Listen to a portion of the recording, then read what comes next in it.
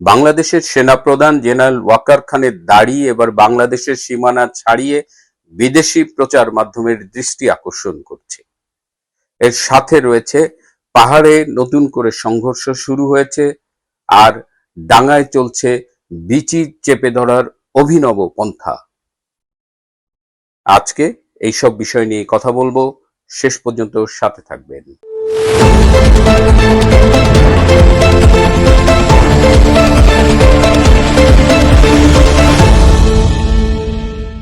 আসসালামু আলাইকুম, আদাব এবং নমস্কার। আমার পেছনে দেখতে পাচ্ছেন যে বিশাল মালাক্কা প্রণালীর একটি অংশ। এটি মালয়েশিয়া এয়ারপোর্টের কাছে সেপাং নামের একটা জায়গা, যেটাকে গোল্ড কোস্ট বলে।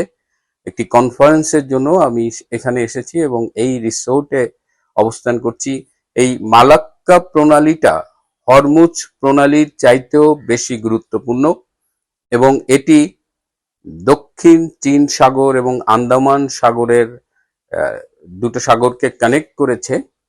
এবং এই কারণে মালাক্কা প্রণালীর কথা আপনাদের বলছি যে আগামী দিনের জিওপলিটিক্যাল সিচুয়েশনে, কনফ্লিক্টে এই মালাক্কা প্রণালী ভীষণ গুরুত্বপূর্ণ হয়ে উঠবে এবং এই প্রণালীকে কেন্দ্র করে বে অফ বেঙ্গল সব মিলিয়ে নতুন করে একটা জিওপলিটিক্যাল ক্রাইসিস ডেভেলপ করার ঝুঁকি রয়েছে।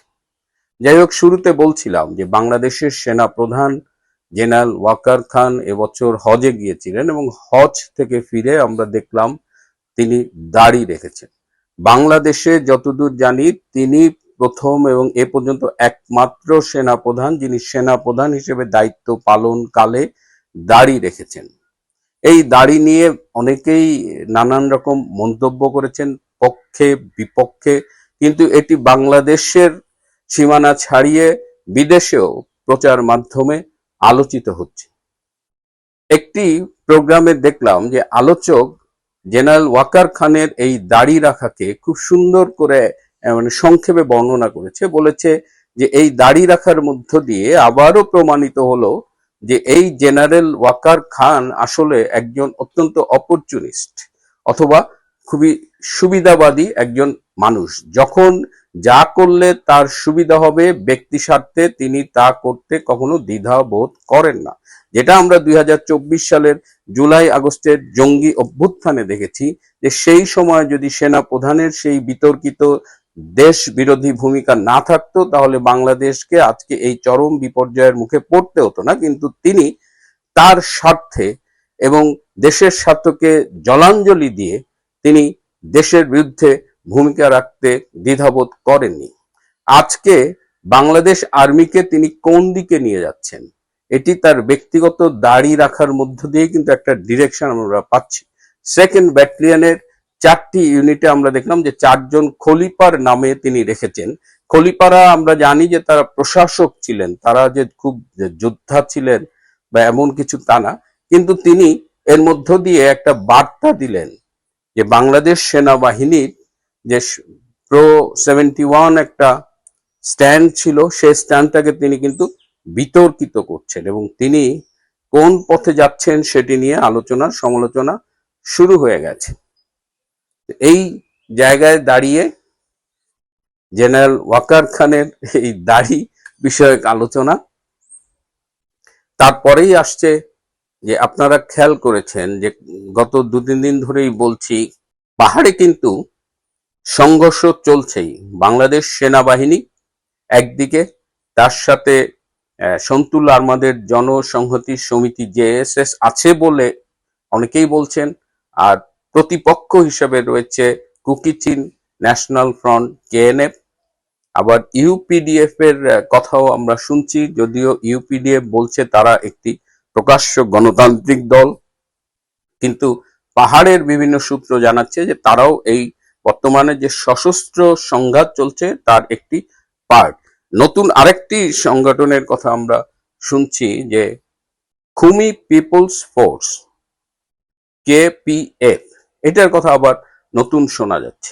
আবার এটাও শোনা যাচ্ছে যে আরাকান আর্মির সাথে এই কেএনএফ ইউপিডিএফ এদের একটা চুক্তি হয়েছে যে আরাকান আর্মির পক্ষে কেএনএফ ইউপিডিএফ এরা দরকার হলে রাখাইন স্টেটে গিয়ে যুদ্ধ করবে, আর এর প্রতিদান হিসেবে আরাকান আর্মি কেএনএফ এবং ইউপিডিএফ কে প্রশিক্ষণ দেবে এবং প্রয়োজনে অস্ত্র সরবরাহ করবে। একটি সূত্র জানিয়েছে যে সম্প্রতি ইউপিডিএফ বেশ দীর্ঘদিন ধরে বিভিন্ন রকমের সশস্ত্র সংঘাতে জড়িত থাকতে থাকতে তাদের অস্ত্র সরবরাহে একটু টান পড়েছে। সো আরাকান আর্মি তাদের এই সাপোর্টটা দেবে। আজকেও শোনা যাচ্ছে যে 4 জন সেনা সদস্য নিহত হয়েছে, কিন্তু এই ব্যাপারগুলোতে আমাদের আইএসপিআর এর কাছ থেকে আমরা সময় মতো কিন্তু ইনফরমেশন পাই না।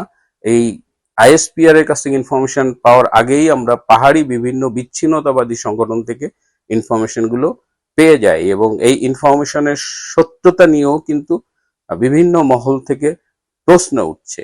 পাহাড়ি সূত্রে যে ইনফরমেশন পাওয়া যায়, মাঝে মধ্যে দেখা যায় আইএসপিআর বিলম্বিত হলেও বলছে যে এগুলো সত্যি না, আবার আইএসপিআর যেটা বলছে সেটা পাহাড়ের বিভিন্ন সংঘর্ষরত সংগঠন তারা আবার অস্বীকার করছে। But something is going on, একটা সংঘর্ষ চলছে, ল্যান্ডমাইন বিস্ফোরণ হচ্ছে, আরাকান আর্মি এখানে ইনভলভ হয়েছে, কেএনএফ এবং Khumi people's force, UPDF, JSS.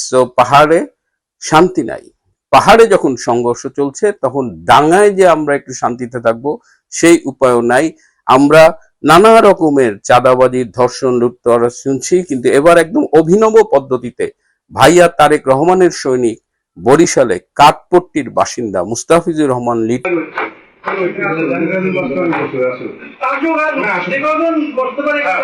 আমার অনেক ধৈর্য স্বাভাবিক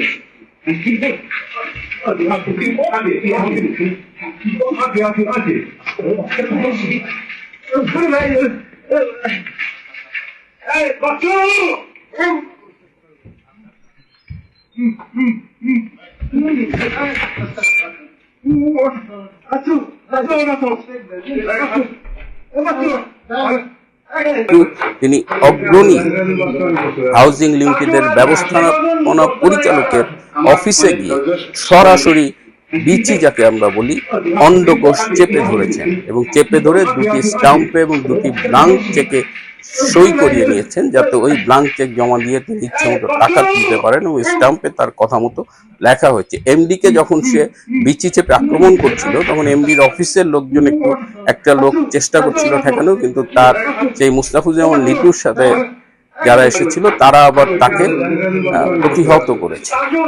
তো ভাইয়া যে বাংলাদেশ আমাদের 2001 থেকে 2006 সালে উপহার দিয়েছিল, আমরা সেই পথে যাচ্ছি, ভীষণ আনন্দের বিষয়।